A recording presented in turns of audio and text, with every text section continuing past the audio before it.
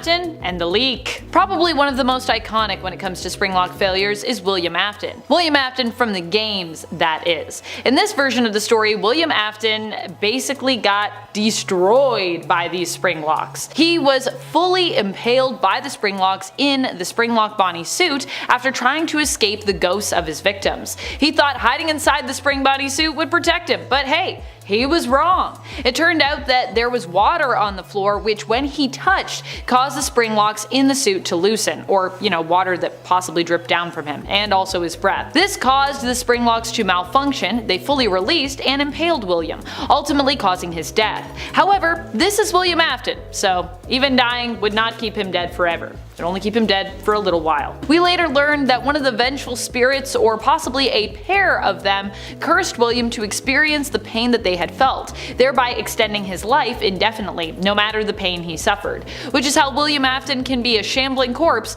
but also somehow still alive. And friends, before I move on to this next spot on the list, if you love what we do here at Top 10 Gaming, and if you love FNAF 2, be sure to let us know by giving this video a thumbs up. Number 9, Bite of 87. Well, we don't really know for sure if this is correct, as the Bite of 87 is still not fully confirmed in terms of all the details. It is possible that it was the result of a Springlock failure.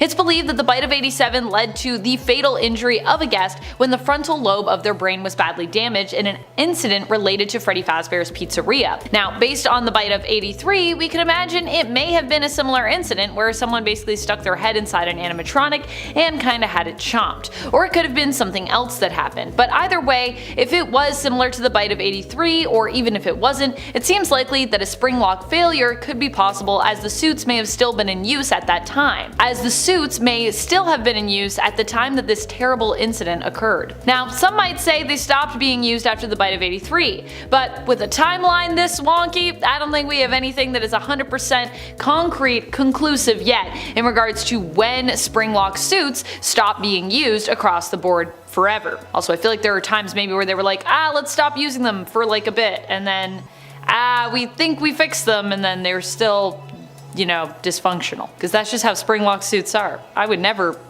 even go near one of those things. Death trap. Number 8. Can you Springlock a ghost? To answer this question, we could turn to the Fazbear Frights book 135 AM, and one of the stories within its pages, titled The New Kid. In this story, a young boy named Devin befriends the new kid at school, Kelsey. However, while his other friend Mick seems to really like Kelsey, and at first, Devin does too, eventually Devin becomes jealous of Kelsey. When Kelsey seemingly ditches them one day when they're all hanging out, Devin decides to get revenge on him for doing this. Finding a new hangout spot, a now abandoned former Freddy Fazbear's Pizzeria, Devin dares Kelsey to put on a Springlock suit. Kelsey does this and begins dancing around, but doing so, of course, triggers the Springlocks within the suit to release, seemingly impaling him. While initially Devin and Mick leave Kelsey there for dead, Devin eventually returns to investigate, with Mick wondering if Kelsey might still be alive. When Devin does return, he doesn't see Kelsey in the suit, but later spots a black-haired ghostly figure within. It is implied that Kelsey is some kind of spirit of vengeance, possibly one of the spirits from the game lore that possessed Golden Freddy. And if you're wondering how we know that, well, later in the book we see that Kelsey is alive and well, seemingly, after he seemed to have been Springlocked, so either he has superpowers or he a ghost. And it's 7 required. The Springlock suits themselves are an occupational hazard that they didn't really need to create. Like, these things are hella deadly, and both William and Henry allow for their employees to wear them. Like, goddamn, okay? Just make a separate suit for the animatronic characters, for the employees, okay? Like, the people who run your business. They are the ones who make you the money, so they don't end up dying from robotic parts replacing their internal organs. OSHA would have been all over these goddamn suits if it was real in this universe, but apparently I guess it's not. And honestly, it's probably required by your contract to wear these suits at work, and if you refuse, you're probably gonna get fired, especially considering how they started getting ready to fire Jeremy because he saw Glitch Trap in Help Wanted. So why wouldn't they fire you for not wearing your suit if it's in your contract? Even if you claim it was to protect your life, they'd find another reason that you couldn't really fight against. So, especially, you know, when a serial killer is the CEO. And its 6 implications. Now, while the term Springlock is used in real life, it's totally different from the actual FNAF mechanism. I'm certain most of you got the whole Springlocks are real line from Springlocks and You, How Not to Die Remastered. It's a thread on the FNAF wiki. However, actual Springlocks are just locks that use springs, okay? From my research, what I gathered is that a Springlock in real life is, in simplest terms, a spring lock. It's like if your front door's deadbolt was on a spring. Every other instance talking about real spring locks or just ends up bringing you back or quotes this page, so it's kind of circular logic, okay? You can't use evidence within the thing that you're trying to prove as proof that it is real. It's like plugging a power bar into itself. It doesn't work. You can't use the same article to prove that spring locks are real, okay? Because they're not. At least their game form isn't. But if the Springlock failure was real, I think the implications of, like, all of this being real in general is like one of the worst things. You get it? Like, it's definitely in the top 10. Get it? It's a little meta content joke for you because this is a top 10 list. It's in the top 10. Halfway through into number 5, comments. I've mentioned this in previous videos, mostly to explain why there won't ever be an actual real FNAF restaurant that you'll be able to walk into, and it still remains true since we're only getting a virtual diner that you can only order online. However, I think that one of the worst things still, and especially when it comes to these suits, is the goddamn comments about them. You wanna know a comment that I saw yesterday? Well, yesterday for me as I was writing this, Wednesday for you. Okay, I saw someone say that they want to be spring-locked. What? Why? Why would you want to be spring-locked? Do you know how messed up that is? You're saying that you want to be killed by this thing? Because there's some hotlines that you should call. Like, why on sweet heaven's earth would you want to be spring-locked? Do you know how absolutely agonizingly painful that would be? That would be one of the worst things imaginable, okay? Holy sweet Lord baby Jesus W. Christ. That would be one of the worst ways to go, if not the worst way. At least, like, as far as, like, actually could happen goes, I think, at least, okay? Because, like, a volcano would suck, but it's a bit unrealistic. It's a bad idea, okay? Stop doing this. Stop saying this. Okay, talk to a doctor. And for Afton, I talked about how the implications would apply to like how everything in FNAF would have happened in real life if one of these was real, but one of the worst implications would be that Afton was real. This man has caused me enough pain and suffering already. I don't need him to be like an actual person, especially considering how Springtrap would be set loose next year. And then everything after it would happen. This channel would probably be a true crime channel and not a gaming channel. I'd probably have tried proving it myself and maybe even become a PI so that I can do so. But straight up, this man has already caused me enough grief and suffering and loss and tears of pain at night in my life, and it's made me lose enough of it already to him. So yeah, him being real would just be the worst thing that I can imagine for me. However, that's only if the Springlock failure thing was also real. There are worse things for people in the FNAF universe though, not in real life, such as in at 3. Number 3, Payback. Going back to the Fazbear Fright story, the new kid from the 1:35 a.m. book, Kelsey, wasn't the only one to get springlocked in the story. When Devin returns to the abandoned Freddy's to see if Kelsey might still be alive, he notices the suit is empty. He thinks he sees something further inside, and so he decides to reach into the mouth of the suit, only for the suit to seemingly clamp down on his arm. Of course, you should never do that. If you see something and you're like, oh, maybe I'll put my arm in this thing where my arm could get stuck, don't do it. The more he struggles, the more he seems to get sucked into the suit. Sure, this isn't so much a Springlock failure from the inside, you know, and no one's wearing the suit in some of these. It's more reminiscent of the Bite of 83, because I don't think there was anyone in that suit. But this is still a Springlock suit failing. So, while different, I still consider it to be a failure with consequences.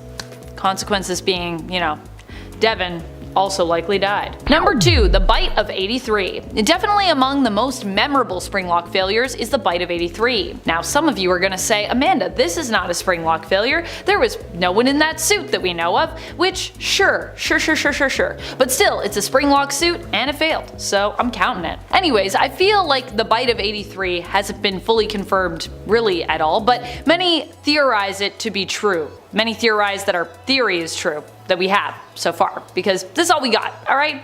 We grab all these little Easter eggs, and then we do our best to try to figure out what's going on in the narrative. Now, why do we believe that this could even be a Springlock failure? Well, one, the crying child was crying when he was held up to give Fredbear a kiss, which many theorize is the reason the jaws of the animatronic bear clamped down, as a result of the tears making the gears wet and causing a Springlock malfunction. Two, we have been led to believe that Fredbear was a Springlock suit, so that's also why people suspect that the Bite of 83 could also be a Springlock malfunction. Number 1. Multiple. While Shadow Freddy and RWQFS-FASXC may have been debunked as Springlock failure victims by Scott himself, this theory didn't come out of nowhere. In fact, many thought that they were among those generally referred to in FNAF 3 during Phone Guy's recording for night number 4. Here, Phone Guy mentions that the Springlock suits are being discontinued as a result of an unfortunate incident at the sister location involving multiple and simultaneous Springlock failures.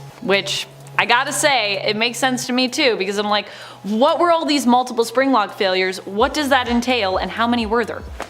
Oh boy. 8 out of 10, working at Freddy's. Working at Freddy's would suck. Like, if we're in so much danger, why are we staying for the 5 nights? Okay, do we need a job that bad? Putting like the lore reasons aside, right? But the real question is, other than that, how is Fazbear Entertainment even allowed to have employees in an environment like this? Already working there, you would have to deal with the possibility of a Springlock failure, and Henry and William just letting the people who run your business and making them money wear the suits is stupid, okay? Like, put this on or you're fired, but don't end up dying from robotic parts replacing your internal organs in the hot suits that fail with moisture. Like, seriously? Want to talk about health and safety? What about the having actual corpses stuffed into animatronic suits that are in front of how many kids every single day? Especially when one of them is known for loving pizza and in the VR game is shown in her FNAF 1 form to actually be shoving pizza into the various joints of her body.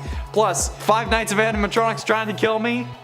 Yeah, no thanks. Okay, I'm glad you fired me at the end of it, but honestly, I'd have quit as soon as like the first phone call ended. No thanks. Phone guy's like, oh, they might move? No, I'm done. In at 9, scooped. Now, I know you may be mad and think that this is a stupid point, but hear me out, okay? The scooper may seem like a weird but normal thing, at least by FNAF standards at first, but with the blueprint revealing how this thing actually works, it's an incredible piece of technology that is far worse than a Springlock suit. It can inject whatever it ends up scooping with Remnant, which is a molten metal possessed by souls, and assuming that my theory about Michael being a robot was wrong, keeping a person alive after removing their insides. It's capable of doing that, replacing their parts with robot parts, and then having those robotic parts leave the body but still have the person be alive. In essence, it makes that person just a walking case of flesh that is still somehow able to stand up on its own. Unless it didn't actually remove anything and it just like opened him up, but then again, it would still require some serious juice to keep him alive after that. That's pretty damn impressive, and it's also terrifying. I'd rather have the instant death of a Springlock suit than having my bones replaced with robotic ones. Yeah, no thanks. At least while I'm awake. Replace my bones with metal ones when I'm asleep, so I can just like...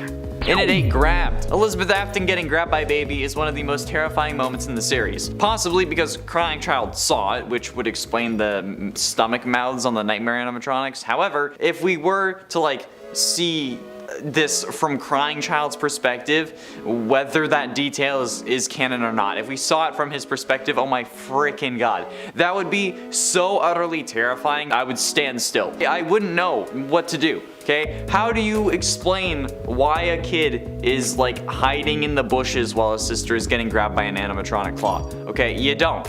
She was just trying to get ice cream.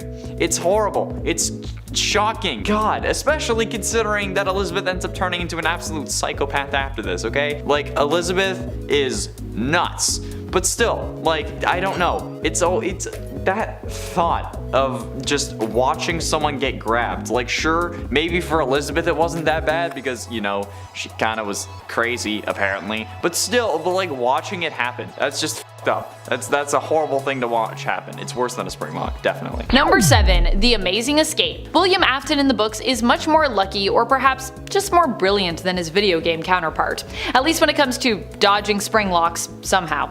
Like in the games, he ends up getting Springlocked, but instead of being killed by this experience, he miraculously survives, seeming to somehow pull a Harry Houdini and just escape that. While Charlie activates the Springlocks in the suit he's wearing at the end of the novel Five Nights at Freddy's The Silver Eyes, we learn in the next book, The Twisted Ones, that the blood found in the scene ends up being analyzed in a lab and found to be fake blood. Finally, in the fourth closet, it is confirmed that William Afton, while harmed, miraculously survived being Springlocked.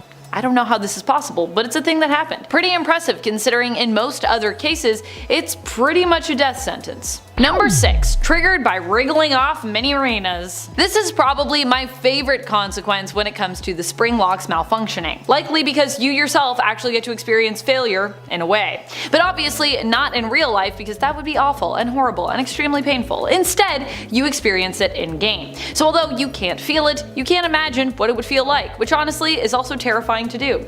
This time when the Springlocks fail, it is as a result of your movement. You are the one who must wriggle to shake off the mini arenas, which are climbing up the suit and attempting to kinda climb into it with you. If this happens enough times, the mini arenas jump scare will get triggered, implying your death by mini arenas. However, if you also wriggle too much to keep them off you, without winding the Springlocks back up enough, you will trigger the Springlocks release, which will also result in your death by being impaled by suit parts which are released by those Springlocks.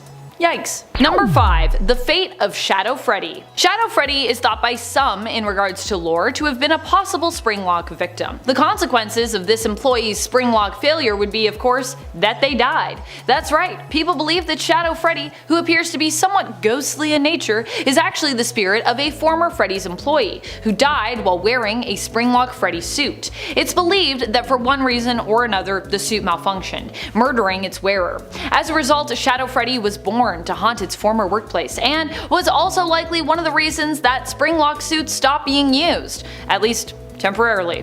Although apparently not soon enough, as there were other failures that occurred possibly even after this one. Number 4. The Fate of RWQFSFASXC. Some believe that not only is Shadow Freddy a victim of the Springlocks failing, but so is the shadowy figure of RWQFSFASXC. They believe that this shadowy Bonnie was another employee who, instead of being killed by the Springlock Freddy suit, met their end while inside the Springlock Bonnie suit, which also failed. My question is, if these employees happen to both die as a result of wearing and using the Springlock suits and the suits malfunctioning, did they die on the same day? Because if not, why would you ever continue to use these suits as a company? And why would you ever, as an employee, agree to get in another one? Unless one of them was hired after the other one and like no one told them about what happened to the last person to put on one of those suits? Still, legal liability right there. Like, my alarms are going off for like lawsuits. Of course, this was only a theory anyways, and actually one that Scott claimed was incorrect in regards to the true origins of both Shadow Freddy and RWQFSFASXC. And at 3, Henry Emily. I get that Springlock failures suck, but even the good guys in this series are kinda trash. FNAF 6 was supposed to be the end of the Afton story. That's what Henry set out to do in that game. Make sure that nobody remembered what happened there despite the parents of the victims remembering and the various other news sources covering it. However, the dumbass figured that the first fire didn't work, so a second one is definitely going to. And the fact that he was so confident in this plan for whatever reason that he actually let himself die in the process to make sure that nobody remembered what happened is dumb. Like I said, dude, even if Henry and William and his kids are dead, the parents of the victims still know. And as we learned in Security Breach, there are other parents who remember too, citing the missing children from the Pizzaplex as happening again, which means they know it happened before. Maybe if Henry had some balls, William wouldn't have been able to possess Vanny and come back yet again to wreak even more havoc, or I don't know, maybe everything would have been fine. The Pizzaplex missing children are a direct result of Henry being worse than a Springlock failure, and you can't tell me any different. Springlock failures have only resulted in one canonical death in the series, or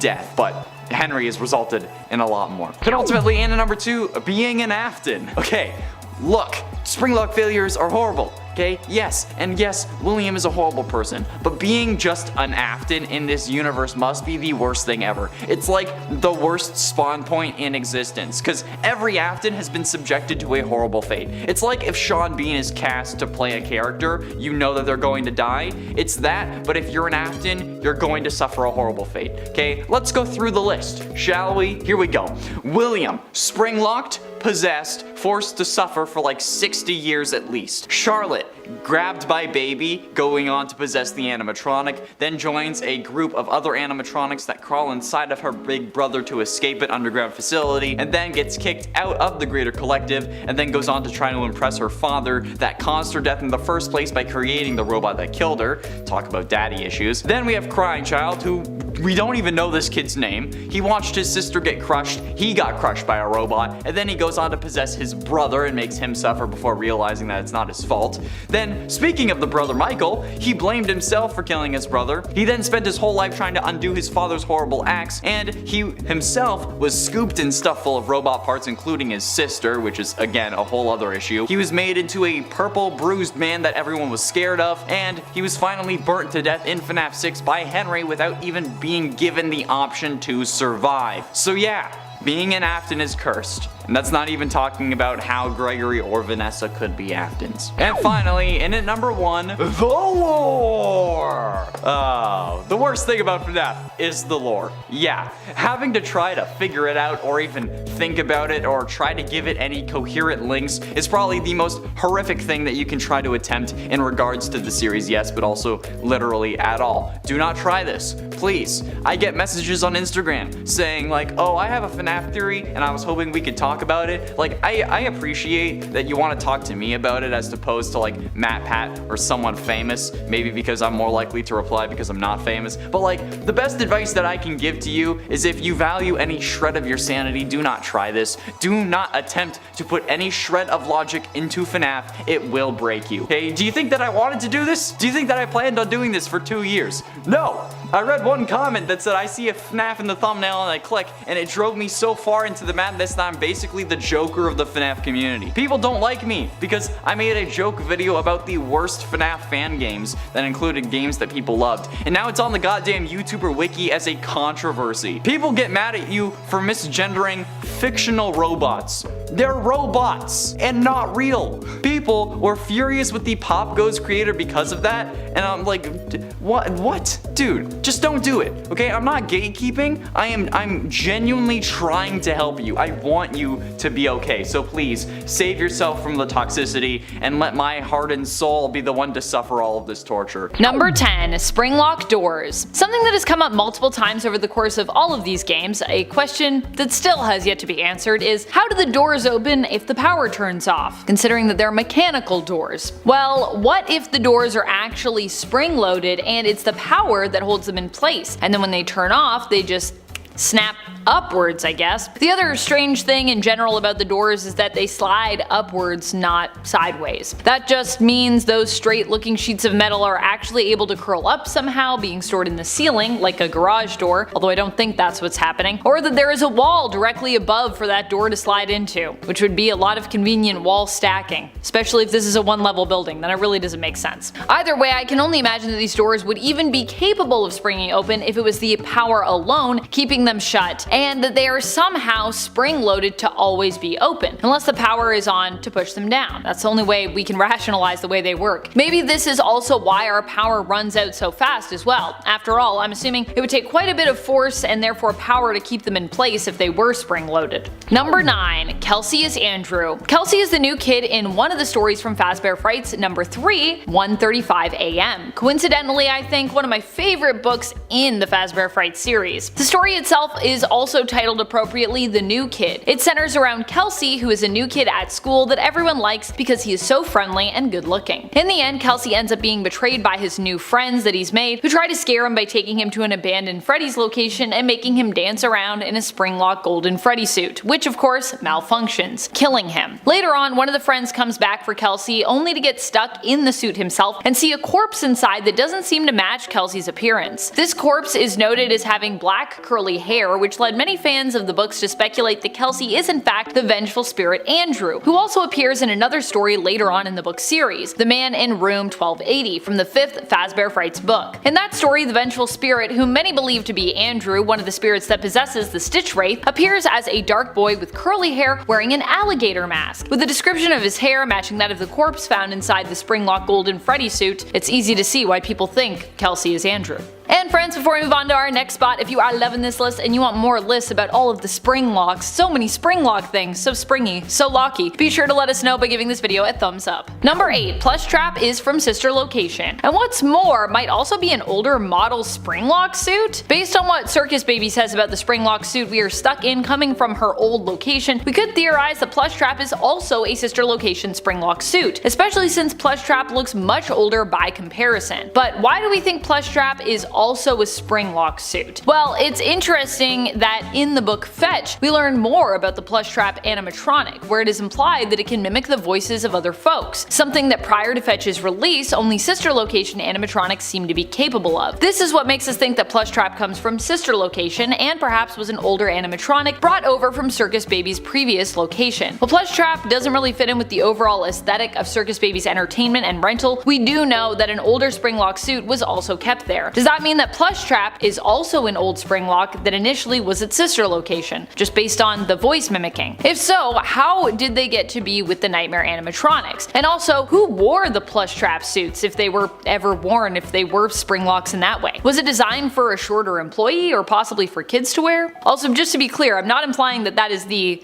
Springlock suit that we are in Sister Location when you're playing the game, because yeah. I don't know how tall Michael Afton is, but I don't think he's as small as Plush Trap. In at 7, WWWAD. Ah, yes. What would William Afton do? Because honestly, being him would suck worse than a Springlock failure. I mean, like, I rip on Elizabeth all the time for wanting to impress her father in FNAF 6 like I was just doing, but I'm right to, okay? This man is an absolute psycho and not even a smart one. I have made so many videos about how dumb William is. Like, what if William Afton was smart? Top 10 William Afton dumbest moments. William Afton's luckiest moments. And that last one was just me ripping on him again because somehow, despite being this stupid and insane, he managed to not get caught. Every single time I talk about how stupid he is, I talk about how he could have done it better, which is why in various videos I will say hi to the jury, because I know for a fact that if anything ever happens in this area, they're coming to me first because I know how to be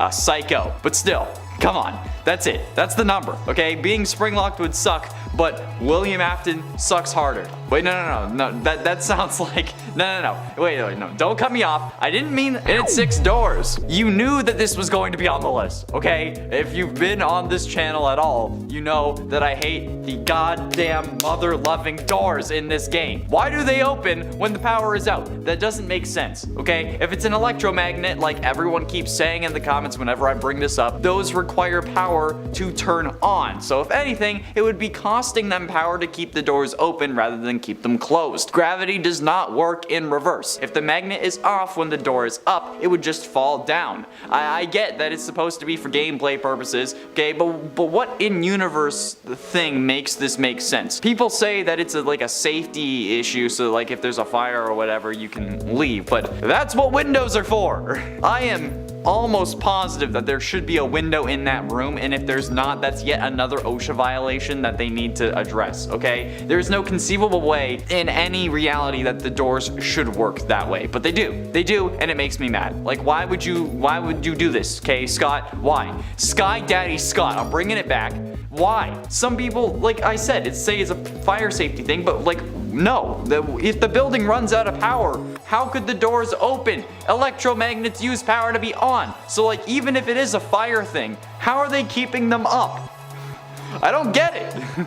Also, if you made it through this far, subscribe. You clearly enjoy the video, or just me going insane. And there's plenty more of that on this channel, no matter which one you liked. So, You're welcome. Halfway through number 5, being a cop. Being a cop in the FNAF universe must be a horrible idea, because not only are you now a cop, but you're also a cop in the FNAF universe, which for the sake of this list is working at the precinct that failed to capture William Afton, okay? So now the public ridicules you, they don't think you can actually do your job, and you probably got your budget cut so badly that you're maybe able to get one squad car, but that's it. One squad car for the whole station. Plus, now you gotta deal with multiple arson cases, and the fact that Freddy's keeps coming back and more kids keep going missing. I don't know. There's a weird purple guy walking around that smells bad, but it's like also like a skin condition, so you can't really say anything about it without absolutely destroying the slightest bit of reputation that you have left as an officer in this universe. Like, that's in essence what it's like to be a cop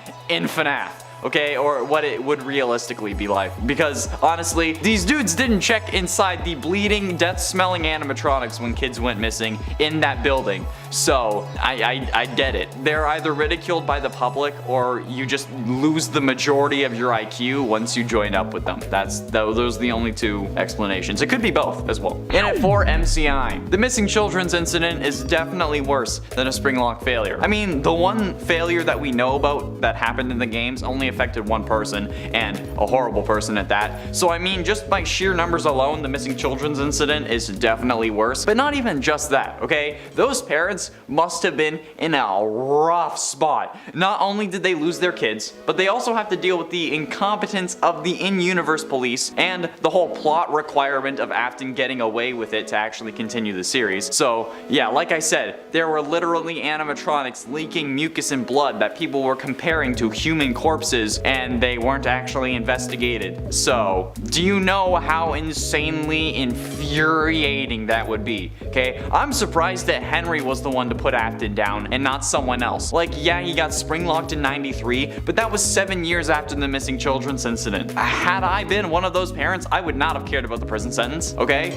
And I don't think that anyone would have really judged me for it. I think that they would have thanked me and posted my bail. I mean, I would have lost the trial, but still. Hi, jury.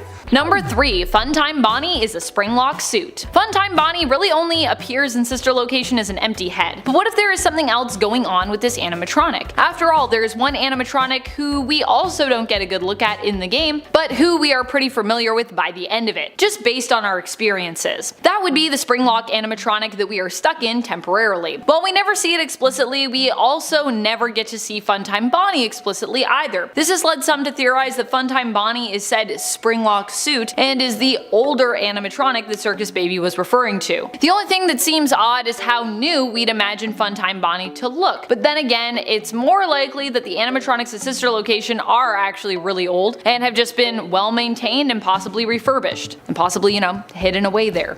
After all, Circus Baby's Pizza World seems to be one of the first locations, I think. This timeline is hard to keep track of, so forgive me if I'm wrong about something that has not actually been confirmed, so I guess we can't really be wrong about much. Number 2, Springlock suits were designed to malfunction. You have to wonder, when you learn how easy it is for a suit to malfunction, if the suits themselves were ever actually made with the intention of functioning in a safe manner. It seems more likely that they were made with the intention to do harm. The Springlocks can malfunction if not wound up securely and properly before the wearer dons the suit. Not winding up the springs properly can result in them simply going back to their original position, impaling the wearer. The thing that I find very suspicious is how a small amount of moisture, such as that which comes from heavy breathing or even just moisture in the air, can cause the spring locks to completely loosen. These are also suits that you'd think were intended for you to move around in, acting as the character you were dressed up as. And yet in Sister Location, we are warned not to move too much, as this can actually set off the spring locks, implying either the locks were not at all secure when the suit was put on us, or that they are so temperamental that basic movements could set them off, never mind jumping around, dancing, or in general performing as the character that you happen to be dressed as, which is what I'd assume would be expected normally of an employee donning a mascot suit.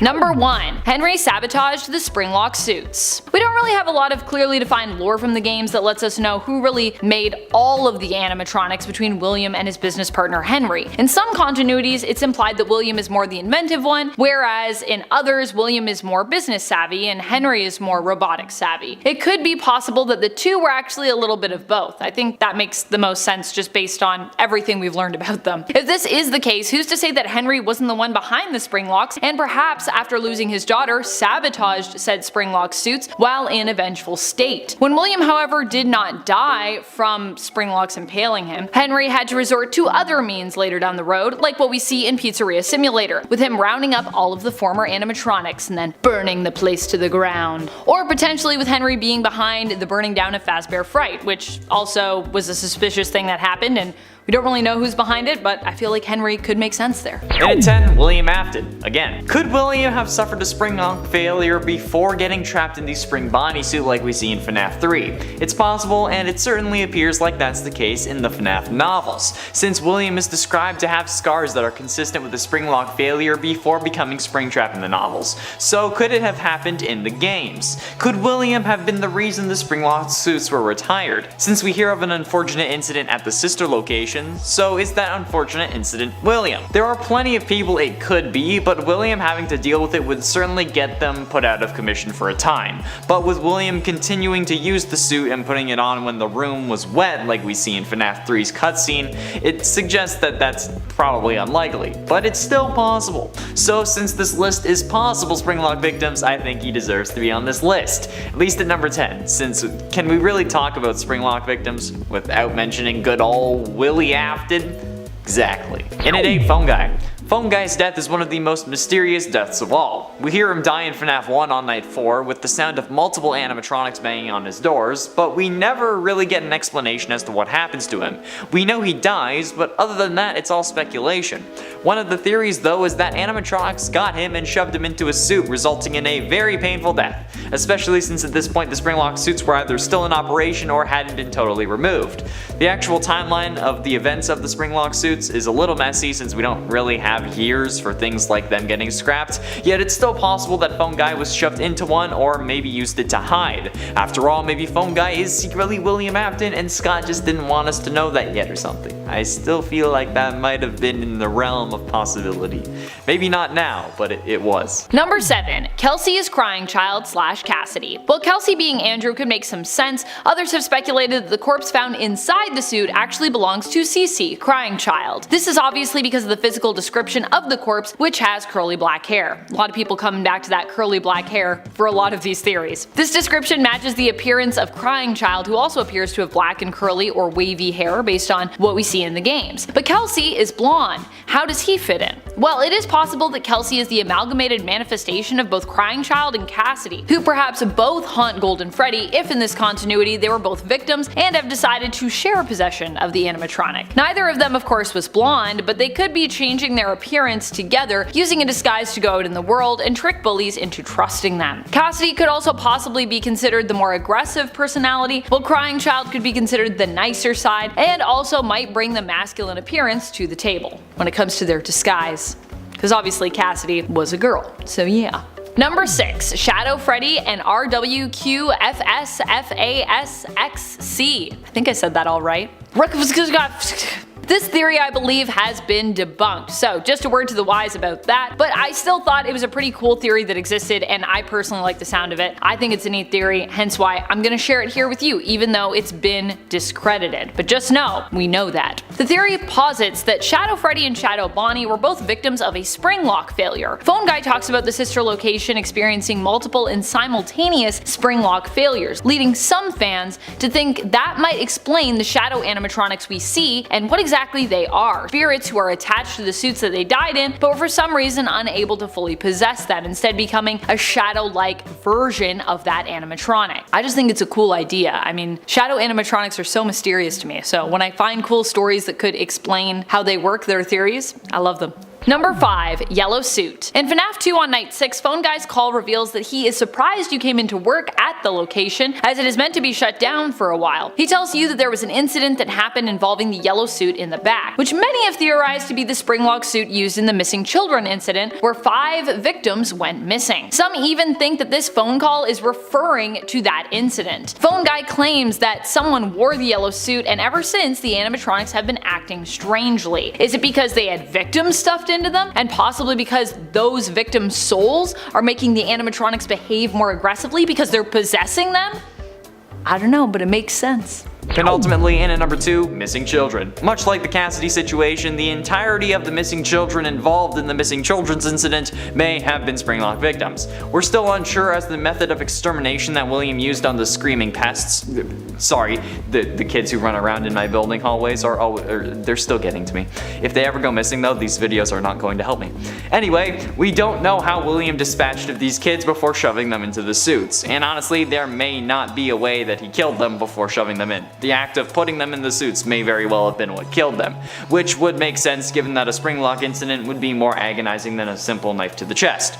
And a Springlock collapse would be a more realistic way for the suits to start leaking blood and other fluids, since one knife wound wouldn't really do that, especially around their eyes. Even if the suits didn't snap closed, if William shoved them into the suits, that's close enough for me. And at 10, moisture sensitive. One of the things that I find to be the absolute dumbest thing about not only these damned suits, but also the FNAF series in general, is how stupid it is that the Springlock mechanisms inside the Springlock suits fail with moisture. Sure, it explains why William gets spring-locked because the room was dripping and whatever, the ceiling was leaking, and it makes everyone confused with Crying Child because he was crying. Despite that not being a Springlock failure, everyone thought it was because he was crying and, moisture. But in actual practice, that is a horribly flawed mechanic. If me breathing and sweating is going to make the metal bits snap on me, why would I do it in a hot robotic suit? That seems like a horrible and stupid idea.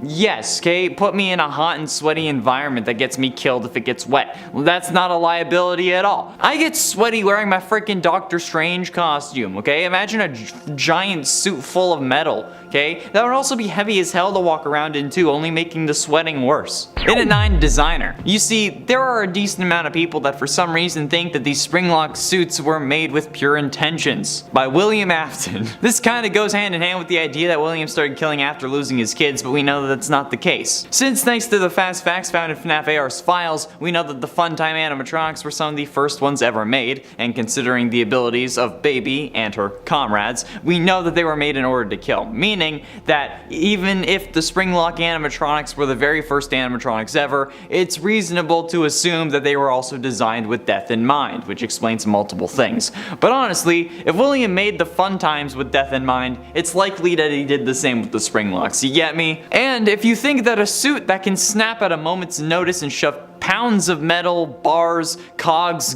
gears, and chains and more into the same space as your body would be made with pure intentions, you should stop watching these videos and go to a therapist. Seriously. I have a number. In at 8, no bonus. The Springlock mechanism is probably the most intuitive thing that FNAF's world invented. The ability to move robotic parts out of the way enough for a human to fit inside is nuts. And while it may be dangerous, we also drive over 100 kilometers or miles, whatever, per hour in huge metal death boxes, so we can't necessarily complain about it. And while yes, they have their faults, there is nothing compared to the ability to be both animatronic and suit. That's an incredible feat of technology, and I'm sure they play into it with the marketing. We hear the Foam Guy tapes from FNAF 3 talking about these things, okay? And he never mentions a bonus or anything like that for you risking your life with one of these damn suits. And even if you end up getting Springlocked, there doesn't really seem to be any compensation package for your loved ones. Hell, if you die, you may not even get your severance. Actually, maybe that's why they do it. Your family can file a lawsuit since, you died on the job, but that's a lengthy court battle against a massive company with a serial killer who has yet to be caught at the front lines. It's not really gonna do much good for your fam.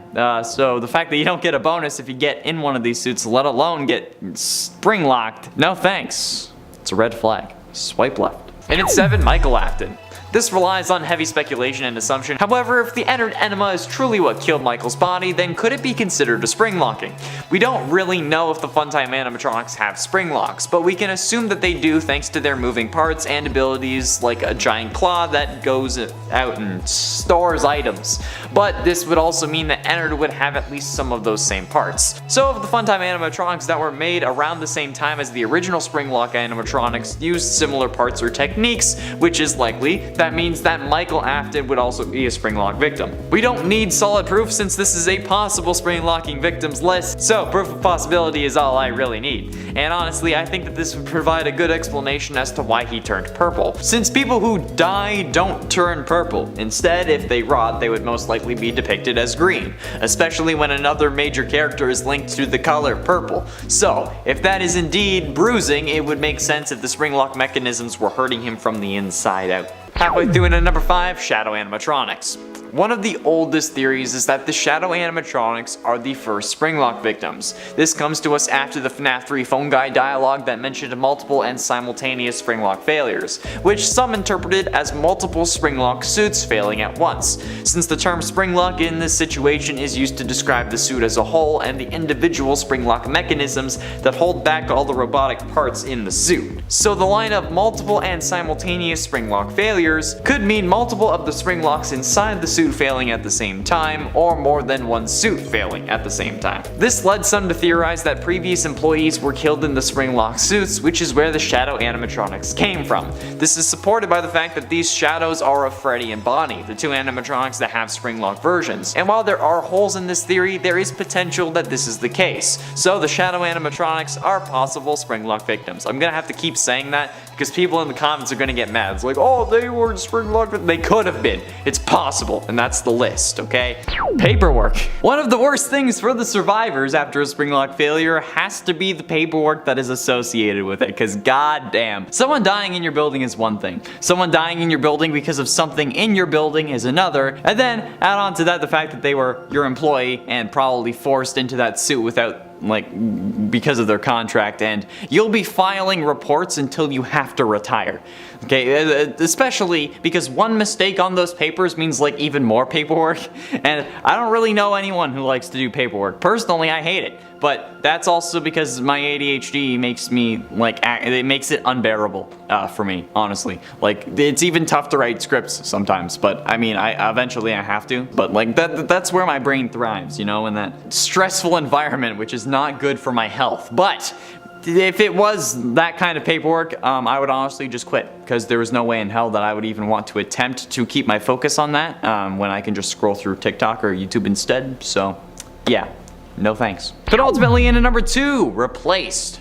Oh yeah, don't forget your bones being replaced with metal ones. Yeah, sure, there's surgery for people who need repairs or replacements, okay? I think hip replacements are probably the most common actually. However, those have whole processes behind them to ensure a fast recovery and survival. Not being infected, all of a sudden being shoved full of metal bones where normal ones used to be, that's a guaranteed infection at the very least, especially considering how, your normal bones have to go somewhere else. And whether they're just crushed and then spread out inside you or just pushed out the other side, you're going to be in a hell of a lot of pain. Plus, probably not alive, which I guess is a good thing, since you won't really have to deal with the intense pain for too long, hopefully. But this actually makes me think, if you replace all of your bones with metal ones, are you still you? Is this like a Ship of Theseus moment? Am I about to have a WandaVision finale? Or are we just our brain? And if we are our brain, does that mean that if we have a brain transplant, do we become another person despite it still being my body? And does that mean that we're just a brain piloting a bone mech with meat armor? Oh no, existential crisis! And finally, into number 1, death. I mean, don't get me wrong, okay? But the worst thing about a Springlock failure has to be the whole death part, right? Ignore my mumbling. I mean, honestly, okay, it's obviously not for some of you, given the whole comments thing earlier, but the only reason you wouldn't die in a Springlock suit is because you're a main character and need to be around for the story. And then you're just in agonizing pain for the rest of your life. Yeah, the only people who have survived a Springlock failure, well, confirmed, is William. So, yeah, and he's the main antagonist of the game and was only able to survive since the spirit of a victim was keeping him alive. And in the books, William also ended up getting Springlocked before, but then got out of the suit, since Dave Miller, who is revealed to be William, has scars from a previous Springlock failure from before he becomes Springtrap in the books. So the only one who can ever really survive seems to be William, and he's survived it twice. Anyone else is boned, and personally I'd rather not die by having millions of small metal bits and several dozen large ones shoved into my body, trying to replace my body, I would rather die peacefully in my sleep with Chica's hand around my throat.